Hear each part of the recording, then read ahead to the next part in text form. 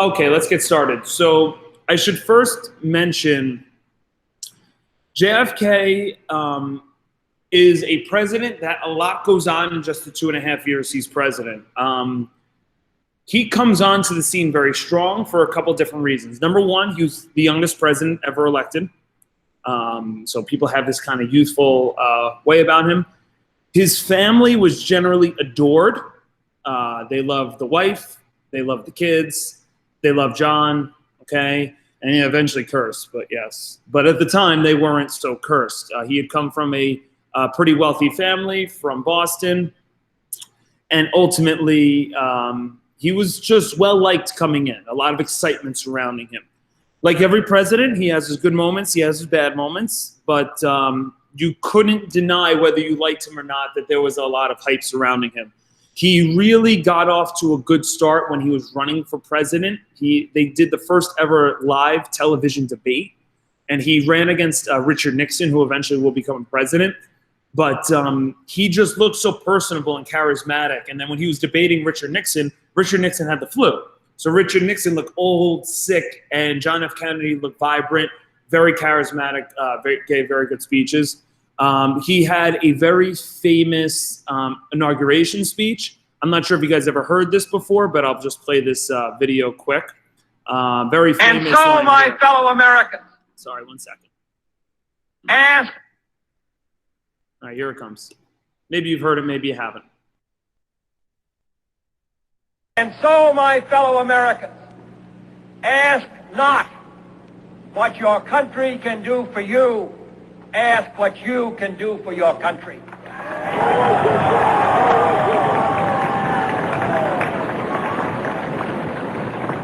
My fellow citizens of the world, ask not what America will do for you, but what together we can do for the freedom of man. Okay, I'm not sure if you guys ever heard that before. Please write in the chat if you have. That's a pretty famous inauguration speech. Yeah, that's a big one. And he was referring to in that speech something called the Peace Corps. We'll look at how it's kind of transpired, American society. And it was more of a thing like, don't rely on the government to provide everything for you. Don't rely on, everyone else to do anything. Try and let's work together as Americans. And it's a pretty good message. Right. So he had his good moments as president. That speech was in his inauguration speech when he became president, was talking about the Peace Corps. So we're going to look at that. The Cuban Missile Crisis, I don't know if I put it as a good thing, a bad thing. It is crazy. You're going to learn about it today. There is no closer moment of us getting into World War III than the Cuban Missile Crisis. When I say we come literally within 20 feet of an all-out nuclear war, we get in 20 feet of an all-out nuclear war. It is insane. All right.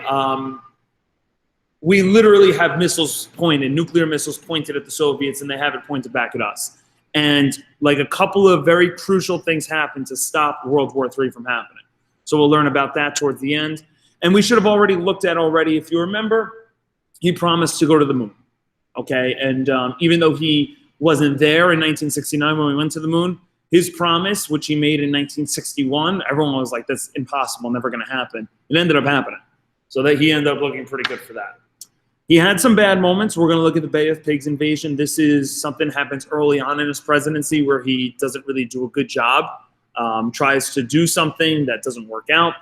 And we'll eventually look at the Vietnam War and how we don't contain communism in Vietnam, and this becomes a major issue for us. And his assassination is really crazy.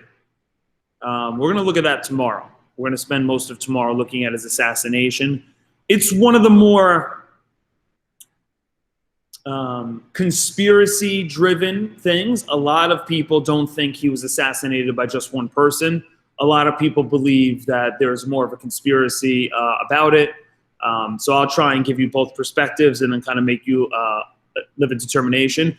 People say that, that have grown up through the 1950s and 60s, that there's two specific moments that they remember growing up. One of them was JFK was assassinated, and the other one was September 11th. I'm sure there were other moments, but those like transformed American society. So we'll spend tomorrow looking at that. All right. Now, We'll talk about more of that tomorrow. I won't give too much of my opinion, but I'll definitely provide both sides. But I don't want to get too far ahead of myself here. Let's take a look at just an overview brain pop of JFK, and then we'll start getting into the notes. This brain pop's pretty good. Some brain pops stink, but this one's pretty good on JFK, so let's take a look at it here. Nothing to do besides just watching right now.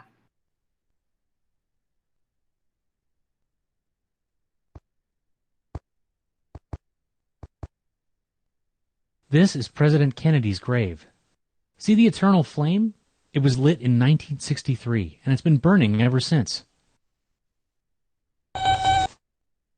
Dear Tim and Moby, can you tell me about President John F. Kennedy? Thanks, Henry. John Fitzgerald Kennedy was the 35th President of the United States. He served from 1961 to 1963. Right. His presidency was cut short because he was killed by an assassin. But there's a lot more to Kennedy's story than that. He was born in 1917 to a wealthy family in Massachusetts. Jack, as he was known, was the second of 9 children, and some of his siblings also had successful political careers. His youngest brother, Edward, represented Massachusetts in the U.S. Senate for 46 years. And his middle brother, Robert, served as the Attorney General during Jack's presidency and as a senator from New York State. Robert was also assassinated 5 years after his brother during his own run for president. Jack graduated from Harvard and enlisted in the Navy when World War II broke out. He commanded a small patrol boat in the Pacific. In August 1943, the ship was wrecked by a Japanese destroyer. Kennedy led the survivors on a 6-kilometer swim to dry land, and then risked his life to make sure everyone was rescued. For his heroism, he received the Navy and Marine Corps Medal. This story helped him immensely when he entered politics in 1946. Well, Kennedy was elected to the House of Representatives that year, and to the U.S. Senate in 1952. In 1956, he published a best-selling book called Profiles in Courage. It told the stories of 8 U.S. senators who'd committed acts of political bravery. It won him the Pulitzer Prize, a major literary award. These accomplishments, plus his good looks and personal charm, propelled him to national fame. The Democratic Party nominated Kennedy for president in 1960. Voters also fell for his charming and elegant wife, Jacqueline Kennedy, and their adorable kids. In the 1960 election, Kennedy ran against Richard Nixon, who had just served 8 years as vice president. Kennedy was only 43 years old, and lots of people questioned whether he had the wisdom and experience to be a successful president. But he soothed their fears in the first ever televised presidential debates, watched by close to 80 million Americans. Viewers were impressed by the calm, confident Kennedy. Plus, he looked great on TV, while Nixon looked tired and sweaty under the lights. In the end, Kennedy squeaked out a narrow victory. Well, to many voters, he represented a new generation of leaders, bursting with energy and ready to take America in a bold new direction.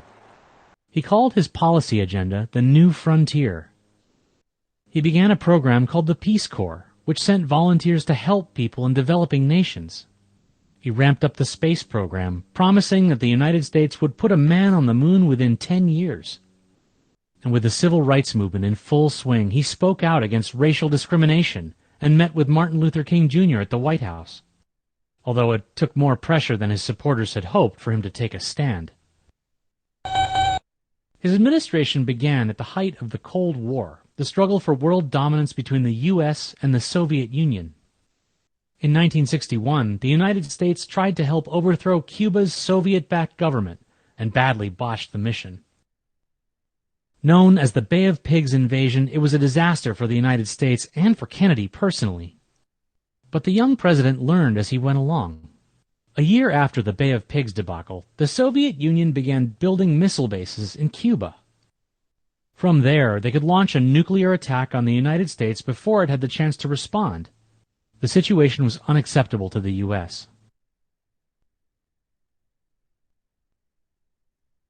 But instead of trying another invasion, Kennedy used the Navy to blockade Cuba. That prevented Soviet ships from delivering supplies. After a tense standoff, the Soviets agreed to remove the missile bases. the Cuban Missile Crisis passed without violence. It was a major victory for Kennedy. President Kennedy was killed in Dallas, Texas, on November 22, 1963. He was riding in an open-top car when he was shot by a sniper. All right, so let's stop with that. We'll talk more about that tomorrow. So let's go back. Let's start looking at some of these things, starting with the good. So let's start with this Peace Corps. All right, what was this Peace Corps? Take a minute, copy it down, and we'll go over what this Peace Corps program was. The Peace Corps still exists today, maybe not as popular as it used to be, but still does a lot of important things in the world.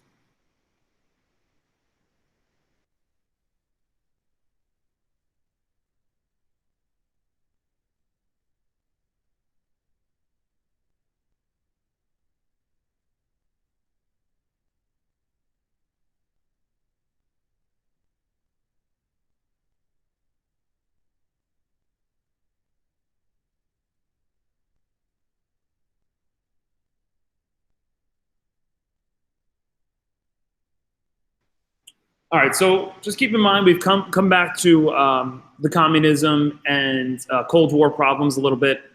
So you should remember that generally speaking, communist countries generally come from more poor areas of the world. So one thing we want to do is try and develop the poor areas. So this is kind of what JFK's plan is. He wants to create something called the Peace Corps. They're basically people who want to help out. Okay, volunteers. They would go to these developing nations. They'd be teachers, they'd be engineers, they'd help educate and build the developing nations. That was a good thing, but I think it kind of had the hidden goal of also trying to stop communism from spreading in some of these poor areas.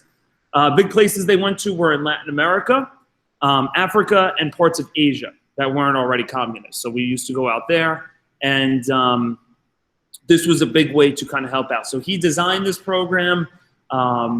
This is what he meant, ask not what, your country could do for you, start asking what you could do for your country. This is his mission with the Peace Corps. Try and help out our country, go to these other countries and work together as a world to be a more peaceful and prosperous place. So this is something that went early on here. Let's take a look at the question. One reason for the creation of the Peace Corps by John F. Kennedy was to what?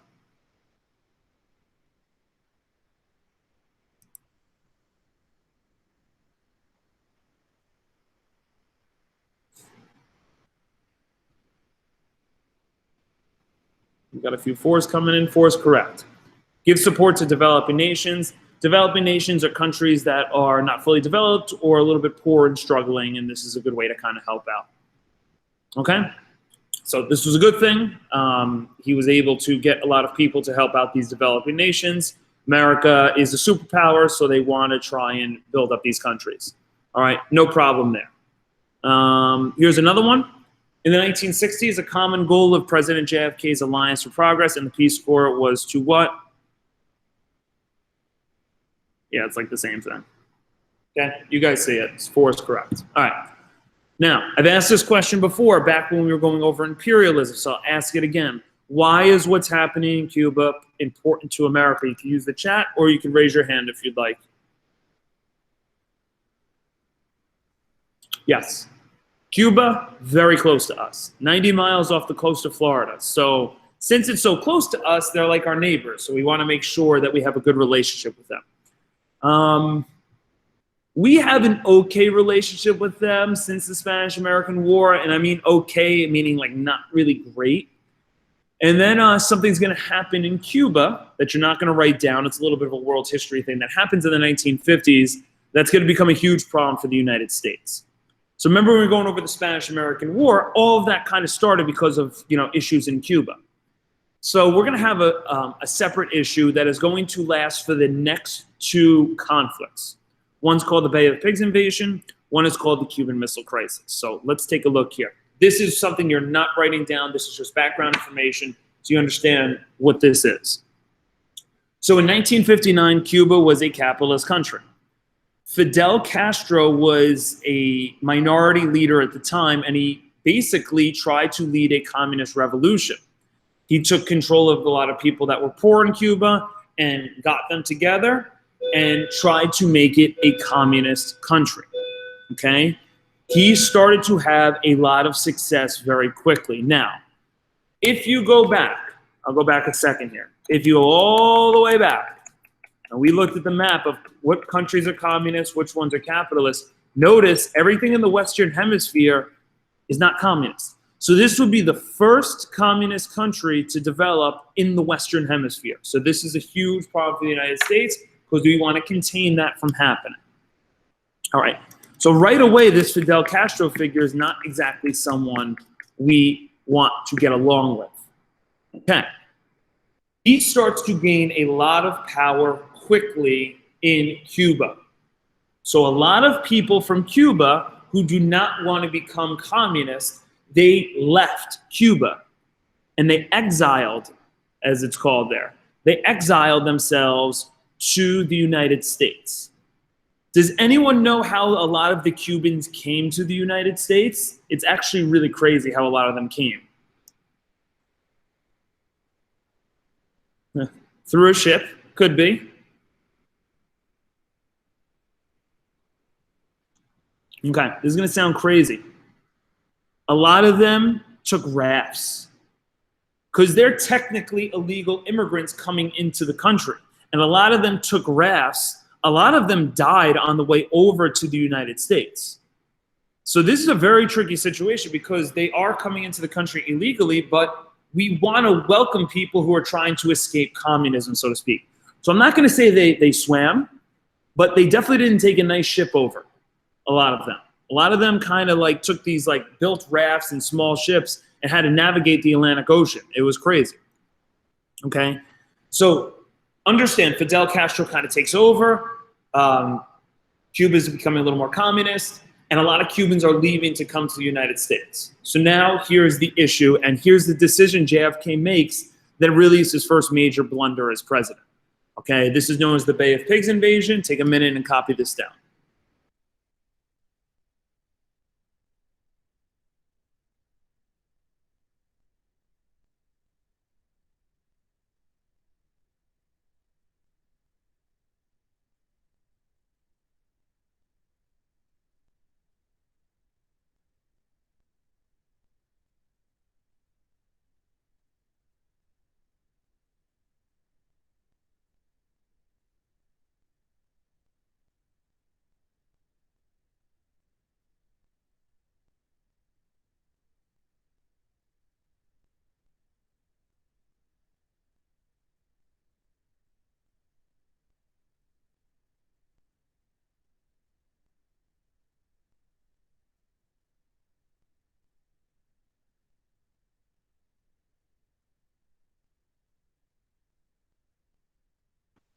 Okay, so now now Cuba's becoming a communist country. They broke containment. They're a communist country, and this is something the United States doesn't really want to stand for. Now, here's a couple of issues, okay? They started to notice that the communist Fidel Castro started working very closely with the Soviet Union. And the idea was if we just kind of declared war on Cuba, that would then maybe lead to World War III. So we want to be a little bit more hidden about how we do this. So what we decide to do is we decide to take those former Cuban exiles who basically lost their country to communism and didn't want to become communists. We're going to take about 1,500 of them. We're going to arm them with our weapons, okay? And we are going to send them back to Cuba, invade Cuba, and try and overthrow Fidel Castro and have Cuba become capitalist again, okay? The invasion was extremely poorly planned, okay? Castro was 100% ready for an attack. He knew it was coming, and the American-backed invaders were all pretty much captured very quickly, okay?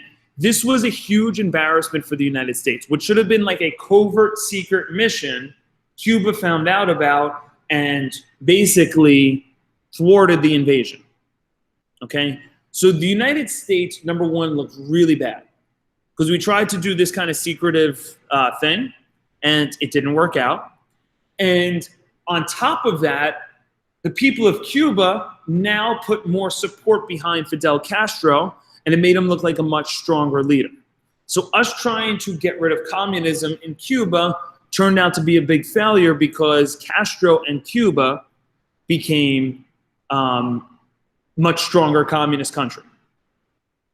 All right. So this is known as the Bay of Pigs invasion. There's an area called the Bay of Pigs, and that's where the exiles were supposed to go in, and the invasion failed. You will see a little bit more of this when we get to the oversimplified video, but this is the first major blunder. Now, the Bay of Pigs invasion eventually leads to something called the Cuban Missile Crisis. Okay, so that's the next thing we're going to look at. Do you guys need any more time copying this slide?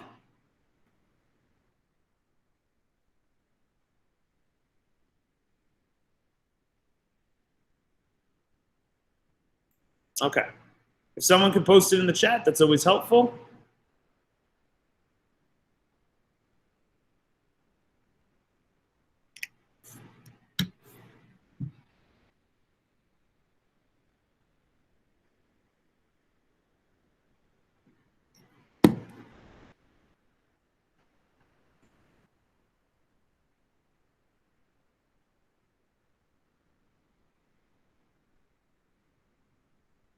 Okay, sounds good. Here we go. So another slide. No notes, just listen, okay? Oh, of course, the Regents questions. How could I forget? President JFK supported the 1961 Bay of Pigs invasion of Cuba as an effort to what?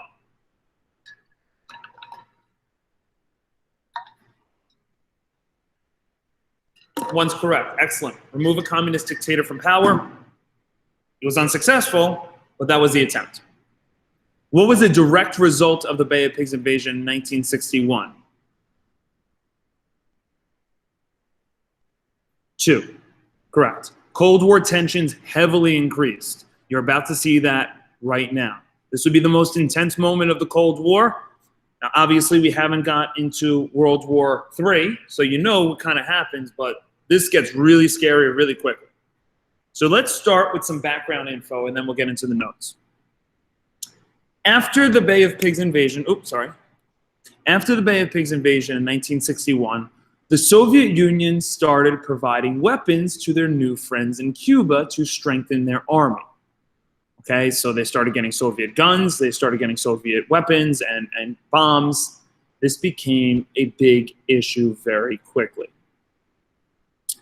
One of the biggest issues was the Soviet Union started putting missiles into Cuba.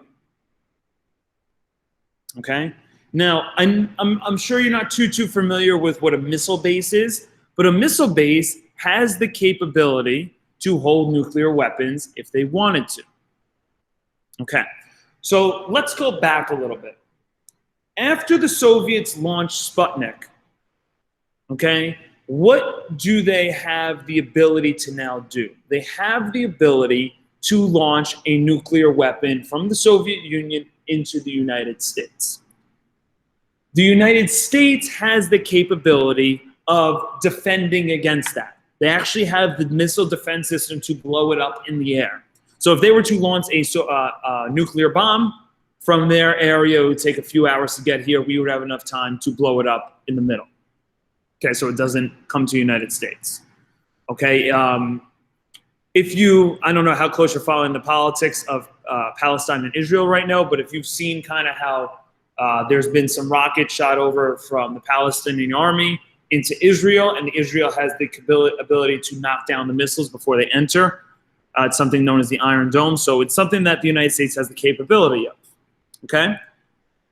Here's what we don't have the capability of. We don't have the capability of stopping a nuclear launch from Cuba.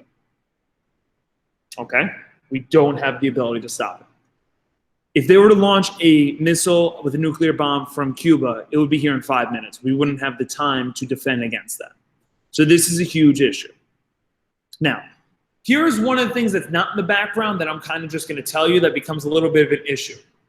We kind of have the same thing. Okay? The country of Turkey, if you want to look it up right now, is located somewhat close to the Soviet Union. we have missiles there. We have a missile base there. So ultimately, we're being a little hypocritical, but Turkey, we have missile bases there. They want to put missile bases in Cuba.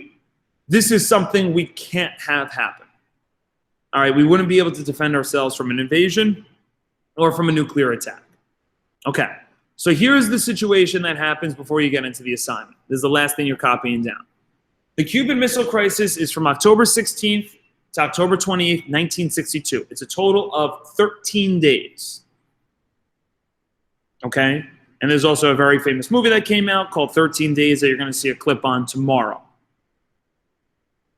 Okay, so what we're going to do is, okay, instead of copying that down, sorry guys, I got mixed up myself.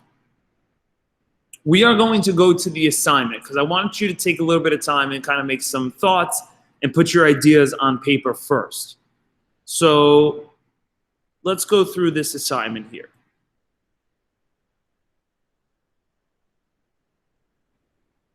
Okay. We're going to look at the Cuban Missile Crisis situation. Now, I guess I should mention that you will not have a new focus question tomorrow. So we're just continuing our notes. So this is really a 2-day lesson.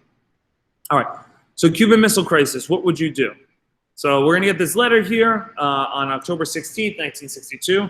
Dear Mr. President, upon a recent aerial surveillance of Cuba, we have spotted several medium-range nuclear missiles. Here are some important photographs. Okay, so very tough to tell, but you have a photograph here of a missile site being developed in Cuba. As a reminder, Cuba is only 90 miles off the coast of Florida. If these missiles are launched, they could reach approximately 50% of the United States and cause extreme casualties. These nuclear weapons were obviously been placed here by the Soviets because of the alliance between Cuba's Fidel Castro and the Soviet Union's new dictator, Nikita Khrushchev. We must act quickly on what to do about this immediate threat to our south. Okay, so this is very typical. You're actually going to play president. Very typical of how a president gets information. They're going to get the intel on something. They're going to get a lot of different suggestions, and the president's going to make the final decision on what to do, including times where there's military matters like this. Okay, so you're going to get 5 options that are going to be presented to you by your cabinet, basically. So here are the 5 options. Okay, option 1. Option 2, option 3, option 4, option 5. Okay? So, you're going to look through the 5 options. You want to think about what each one is and which one is basically best. What you're going to do for the rest of the period, okay? You're going to come up with 1 pro and 1 con for each option. So, let's do the first one together. Okay, let's do the first one together. So the first one is asking, do nothing, ignore the missiles in Cuba. What is a pro if you do nothing? What is a pro if you do nothing? No World War III. Possibly. I think you meant World War III, Anicia. Yep, okay. Okay, we continue to stay neutral.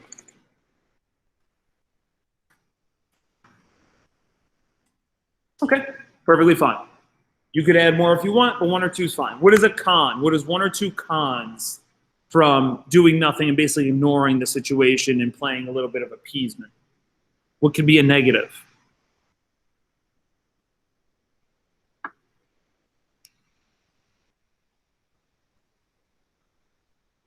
Okay, can be intact in 5 minutes. The missile bases will still be built. Well, maybe we die. That would, I guess that would be a con for all of them. Let me ask you this question. What does it say about our strength as a country if we kind of let the Soviet Union do this? Okay, good. We seem weak and defenseless. Right? It's like a kid in class that's constantly misbehaving and doing the wrong thing, and the teacher never says anything. It's just like, well, the kid's just going to keep taking advantage of you, sort of thing, right? If we allow the Soviet Union to do this, they may continue to do more things. Okay? So we need to maybe put our foot down. Okay. So you're going to do options 2 through 5. There's really no right or wrong answer. But eventually you're going to pick, as a president, you're going to say, okay, here are my 5 options. Here's the best one. Okay, which one's the best one? And you also kind of come up with which option do you think is the poorest? Okay, which option do you think would immediately lead to World War III or lead to a huge issue? Okay, so you're going to do this for the rest of the period, the next 10 minutes, try and finish it up. Tomorrow, we're going to wrap up the Cuban Missile Crisis and then spend pretty much most of the period looking at the assassination of JFK. It's a very complicated and controversial situation, so we'll take our time and go through it. All right, I'll be here. I'll be taking attendance. Let me know if you have any further questions.